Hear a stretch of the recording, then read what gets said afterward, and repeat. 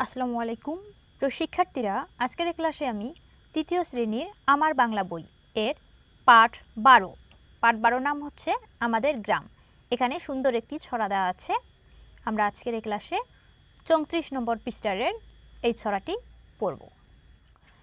এই কবিতাটির নাম হচ্ছে আমাদের গ্রাম, লিখেছেন বন্দে আলী মিয়া। আমাদের ছোট গায়ে ছোট ছোট ঘর, থাকি সীতা সবে মিলে নাহি কেহ পর। ছোট গা মানে হচ্ছে ছোট গ্রামে ছোট ছোট ঘর, সেখানে সবাই মিলে মিশে থাকি, কেহ পর নেই। পাড়ার সকল ছেলে মোরা ভাই ভাই, একসাথে খেলি আর পাঠশালে যাই। পাড়ার মানে হচ্ছে এই প্রতিবেশী। হিংসা ও মারামারি কভু নাহি করি, পিতামাতা গুরুজনে সদা মোরা ডরি। ডরি মানে হচ্ছে ভয় পাওয়া, ডর মানে হচ্ছে ভয়, আর ডরি মানে ভয় পাই এমন। আমাদের ছোট গ্রাম মায়ের সমান, আলো দিয়ে বায়ু দিয়ে বাঁচাইছে প্রাণ। শিক্ষার্থীরা, এখানে গ্রামকে মায়ের সাথে তুলনা করা হয়েছে, কারণ মা তার সন্তানকে খাবার দিয়ে, পানি দিয়ে, বস্ত্র দিয়ে, সব কিছু দিয়ে আগলে রাখে। ঠিক তেমনি তাদের গ্রামও আলো, বাতাস, বায়ু সব কিছু দিয়ে আগলে রাখিয়েছে বা বাঁচাইছে প্রাণ। মাঠ ভরা ধান আর জল ভরা দিঘি, চাঁদের কিরণ লেগে করে ঝিকিমিকি। এই যে মাঠ ভরা ধান এবং জল ভরা দিঘি, চাঁদের কিরণ মানে হচ্ছে আলো। চাঁদের আলো যখন এই জল ভরা দিঘির উপর পড়ে, তখন সেগুলো ঝিকিমিকি করে। আম গাছ, জাম গাছ, বাঁশ ঝাড় যেন মিলেমিশে আছে ওরা আত্মীয় হেন। এই যে আম গাছ এবং জাম গাছ, বাঁশ ঝাড়, এগুলো এমন মিলেমিশে আছে যেন তারা আত্মীয়। আমরা যেমন আত্মীয়দের সঙ্গে খুব মিলেমিশে থাকি, তেমনি এই গ্রামের আম গাছ, জাম গাছ, বাঁশ ঝাড় সবগুলো মিলেমিশে আছে আত্মীয়র মতো। সকালে সোনার রবি পূব দিকে উঠে, পাখি ডাকে বায়ু বয়, নানা ফুল ফোটে। রবি মানে হচ্ছে সূর্য। সকালবেলা সোনার সূর্য, সোনালি রঙের যে সূর্য, সেটা পূব দিকে মানে পূর্ব দিকে উঠে, পাখি ডাকে বায়ু বয়, বায়ু মানে হচ্ছে বাতাস, বাতাস বয়, নানা ফুল ফোটে। এই হচ্ছে সুন্দর একটি কবিতা। কবিতার নাম হচ্ছে কি বলতো? আমাদের গ্রাম, লিখেছে বন্দে আলী মিয়া।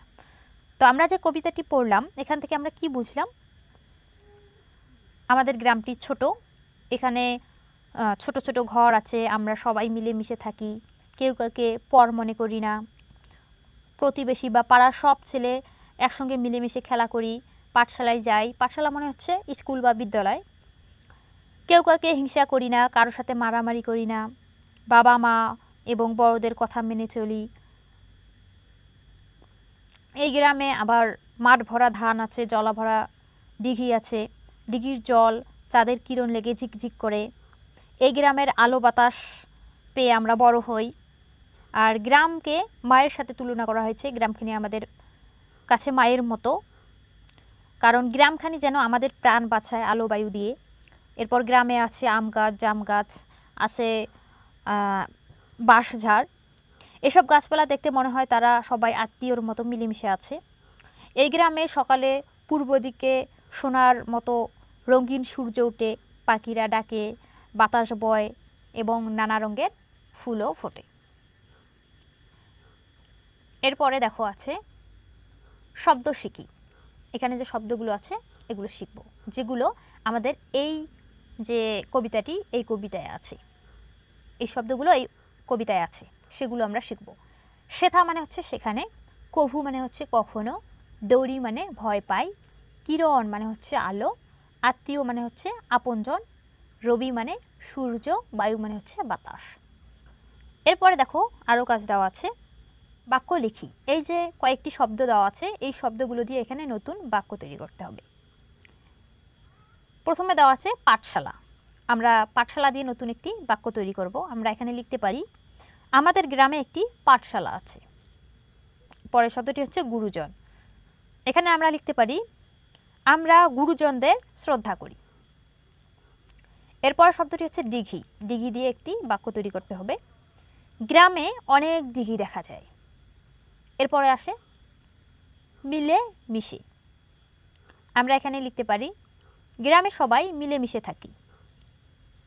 এরপর আছে বাঁশঝাড়। আমরা বাঁশঝাড় দিয়ে একটি বাক্য লিখব, যে গ্রামের প্রতিটি বাড়ির পাশেই পাঠযার রয়েছে। ঠিক আছে, এরপর বলেছে কবিতাটি সুন্দর করে বলি ও দেখে দেখে লিখি। এই যে কবিতাটি আছে, তোমরা খুব সুন্দর করে কবিতাটি বলবে এবং দেখে দেখে তোমাদের খাতায় লিখবে। ঠিক আছে, একই রকম শব্দ শিখি। এই যে শব্দগুলো আছে, এই শব্দগুলো আর কি কি নামে এই শব্দগুলোকে চিনি, বা এই শব্দগুলোর সমার্থক শব্দ বা প্রতিশব্দ কি, সেগুলো শিখব। এখানে আছে রবি। রবি মানে হচ্ছে সূর্য। এই সূর্যকে আমরা আরও চিনি অরুণ নামে, তবে সূর্যকে আমরা সূর্য নামেই বেশি চিনি। এরপর বায়ু। বায়ু মানে হচ্ছে বাতাস, বায়ুকে আমরা হাওয়াও বলি। এরপর কিরণ মানে আলো বা প্রভা। ঘর, ঘর মানে হচ্ছে বাড়ি বা গৃহ। পাঠশালা মানে হচ্ছে বিদ্যালয় বা স্কুল। তো শিক্ষার্থীরা, এই 35 নম্বর পৃষ্ঠার কাজ আমরা শেষ করলাম। পরবর্তী ক্লাসে 36 নম্বরে যে কাজগুলো দেওয়া আছে এগুলো করব। তো শিক্ষার্থীরা, আজ এখানেই শেষ করছি। ভালো থেকো সবাই, ধন্যবাদ সবাইকে।